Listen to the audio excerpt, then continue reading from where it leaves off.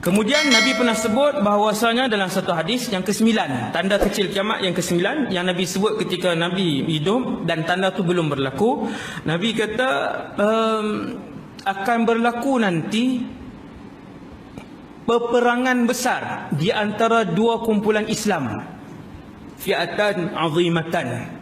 Akan berlaku peperangan besar dan seruan mereka satu. Seruan mereka satu. Ada banyak lagi hadis lain yang menceritakan tentang hadis ni.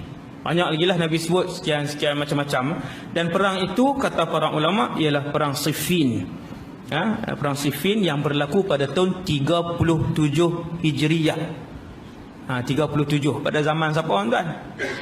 Nabi wafat 11, Sayyidina Abu Bakar 2 tahun sampai 13, kemudian Sayyidina Umar, kemudian Sayyidina Uthman. 37 ni pada zaman Sayyidina Ali ibn Abi Talib. Berlaku perselisihan pendapat. Yang ni pun tajuk ceramah, peperangan Siffin 2 jam. Kenapa dia berlaku tuan-tuan? Panglima kumpulan yang pertama Sayyidina Ali, sahabat Nabi, menantu Nabi, penulis wahyu, sepupu Rasulullah, ahli keluarga Rasulullah. Dan panglima peperangan itu, panglima yang kedua, pihak yang satu lagi ialah Muawiyah ibn Abi Sufyan, juga sahabat Rasulullah sallallahu alaihi wasallam. Perang ni memang mungkin tuan-tuan banyak persoalan lagi. Kenapa pula kan? Tak pernah dengar ni. Benda ni sahih dan dia memang berlaku. Peperangan yang dahsyat, melibatkan lebih daripada 260,000 orang. 260,000 orang. Yang menariknya tuan-tuan yang dirahmati Allah sekalian, tahun 37 tu sahabat Nabi masih lagi berjumlah ratusan ribu. Sahabat Nabi 100,000. Tetapi yang menyertai peperangan itu tidak sampai 10 orang. Hak lain semua ambil pendekatan berkecuali. Mereka tak sanggup, tak sanggup untuk mengangkat pedang lah, mengangkat pedang tuan. Islam sama Islam waktu tu. Mati pun ramai. Di pihak Sayyidina Ali syahid 25,000, di pihak Sayyidina Muawiyah meninggal syahid 45,000. 45,000. Jadi antara sahabat kanan yang terlibat dalam perang tu adalah Abdullah ibn Amr ibn al-As. Abdullah, mufti sahabat. Dia ni digelar sebagai antara bukan dia yang paling alim, antara mufti sahabat. Dia kata dia menyertai peperangan itu kerana diarahkan oleh ayahnya Amr bin al-As yang berada di pasukan Muawiyah bin Abi Sufyan radhiyallahu anhum, akan tetapi dia tidak membunuh seorang pun di dalam peperangan itu. Dia tak boleh nak angkat pedang dia. Perang tu walaupun melibat antara Islam dan Islam, tetapi para sahabat tidak melibatkan diri kecuali beberapa orang sahabat sahaja, antaranya Abdullah ibn Abbas, Ammar ibn Yasir radhiyallahu anhum. Nabi pernah sebut dalam satu hadis yang pendek, satu hadis yang pendek, Nabi sebut kepada Sayyidina Ammar, waktu Nabi hidup, Sayyidina Ammar masih hidup, waihaka ya Ammar, jaga-jaga wahai Ammar, taqtulukal fi'atul baghiyah, kamu akan dibunuh oleh sebuah kumpulan pelampau dan mereka itu Islam. Maka ulama pun tengok Sayyidina Ammar duduk dengan siapa? Sayyidina Ammar duduk dengan pasukan Sayyidina Ali ibn Abi Talib. Daripada situlah para ulama sebut kan dalam ijtihad mereka bahawa yang benar itu di sebelah pihak Sayyidina Ali. Jadi sahabat berijtihad. Ada yang benar dan ada yang salah dalam ijtihad mereka. Dan peperangan itu telah pun berlaku pada tahun 37 Hijriyah. Perang yang sangat besar, dan kemudian selesai. Dan tajuk itu kata para ulama tak sesuai untuk diberitahukan kepada semua orang Islam yang lain supaya tidak berlaku salah faham. Tidak berlaku salah faham pada orang-orang yang tidak ada asas ilmu agama kan. Kemudian rentetan daripada peristiwa Siffin itu, peperangan Siffin nama dia, peperangan Siffin. keluarlah satu lagi tanda kecil kiamat yang telah pun berlaku, iaitulah munculnya satu kumpulan Khawarij. Satu kumpulan Khawarij, iaitu mereka yang asalnya bersama dengan Sayyidina Ali dalam perang tadi.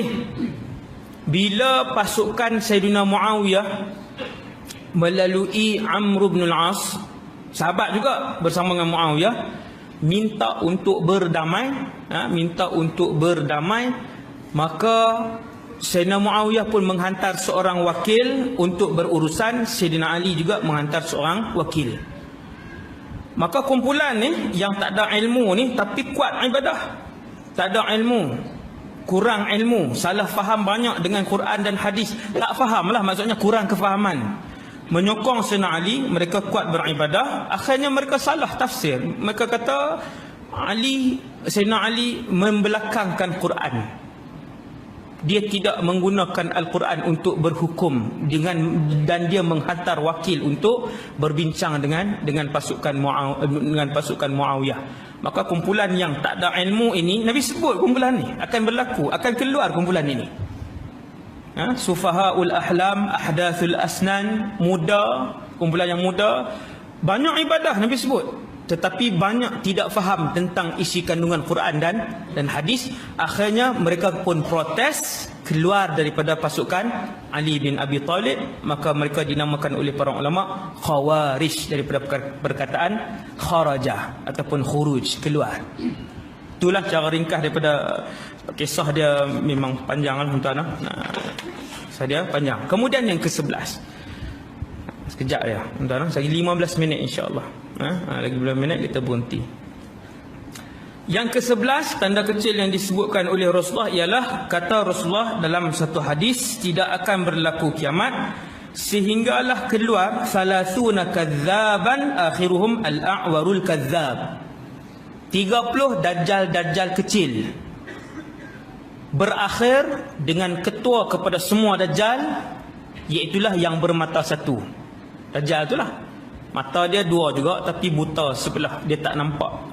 Dia melihat dengan mata kan, dengan sebelah mata sahaja dia melihat. Nabi kata yang seperti dia ini, yang penipu besar ini, ada lebih kurang 30. 30. Antara yang pernah keluar, yang klaim bahawa diri dia adalah nabi palsu, seramai 30 orang ni, antaranya selepas kewafatan Rasulullah keluar Musailamatul Kadzdzab. Bahkan tuan-tuan sekalian, yang ni tak masyhur. Waktu Nabi hidup ada keluar satu orang nama dia Al-Aswadul Ansi di Yaman. Di Yaman. Dalam masa 3 bulan hampir keseluruhan Yaman ikut dia, nabi palsu. Nabi palsu di Yaman. Waktu tu Nabi masih hidup. Akhirnya Nabi pun hantar surah, hantar wakil untuk memerangi nabi palsu ni. Akhirnya dia mati, dibunuh. Dia dibunuh, Al-Aswadul Ansi ni. Asalnya dia Islam, kemudian dia murtad dan dia mengaku kata dia nabi. Murtad jadi nabi. Kan, Al-Aswadul Ansi. Itu satu, yang 30 yang Nabi sebut tu. Yang kedua yang juga masyhur, yang pengikut ratus ribu ni, puluh ribu, mencecah ratus ribu ni, ialah Musailamatul Kadzdzab. Ini selepas Nabi wafat. Dia dekat semenanjung tanah Arab juga, Bani Hanifah. Lepas Nabi wafat, dia mengaku dia nabi. Dan betapa ramainya yang menyokong dia, sehinggakan bila dia bentuk angkatan tentera, 40,000 tentera dia. Waktu tu yang jadi khalifah Abu Bakar bin Abi Quhafah. Hebat Abu Bakar ni, hebatlah. Menarik. Kalau ceramah tentang kehebatan pemerintahan Abu Bakar, sangat menarik. Ketika itu Abu Bakar terpaksa buat satu keputusan yang sahabat lain tak nampak. Apa tuan-tuan? Memerangi mereka. Macam mana nak perang orang Islam sendiri ni? Kan? Tapi dia murtad.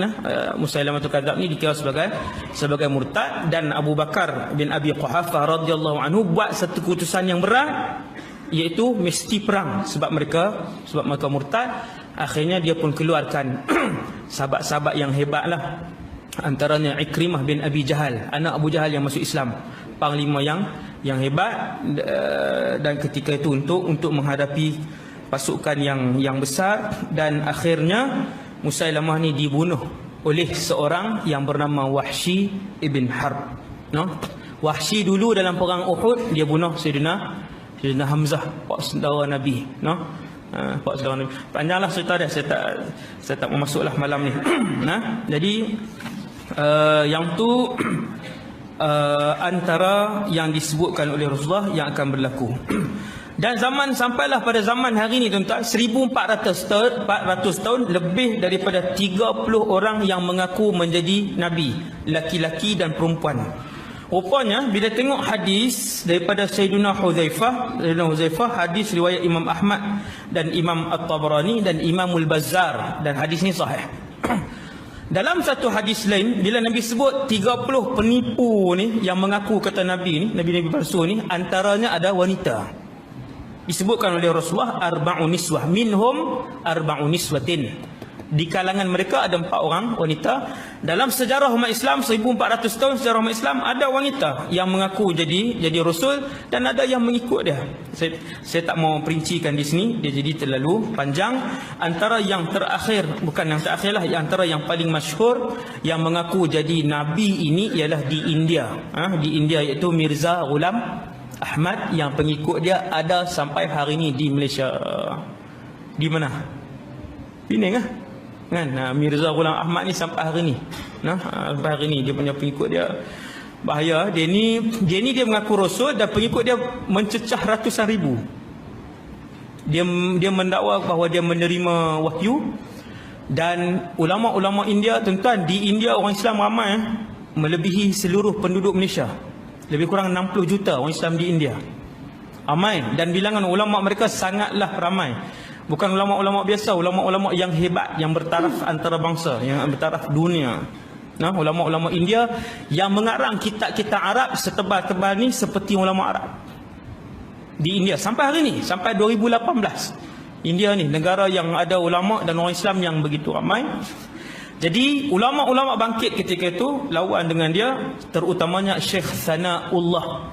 Nama ulama tu Syekh Sanaullah yang paling keras berlawan dengan ni. Dan Mirza Ghulam ni dia kata dia mencabar Syekh Sanaullah ni, kalau siapa yang menipu, dia pula dengan penuh keyakinan kata dia tu nabi, kan? Dia cabar Syekh Sanaullah ni, kalau aku ni betul, maka kamu akan mati dulu. Ataupun dia sebut, siapa yang menipu, dia akan mati dahulu dengan kematian yang tak elok. Kurang daripada setahun, Mirza Ghulam Ahmad ni dia kena satu penyakit yang menyebabkan dia tak boleh bergerak dan mulut dia tak boleh bertutur dengan baik. Akhirnya dia mati. Dia mati. Itu nabi-nabi palsu yang disebutkan oleh Rasulullah, seramai 30 orang. Kata para ulama, bilangan 30 tu dah lebih dah. Macam mana pula? Maka ulama pun jawab, kan, iskal permasalahan ni. Nabi sebut 30, ini dah lebih. Jawab para ulama, yang besar yang ada pengikut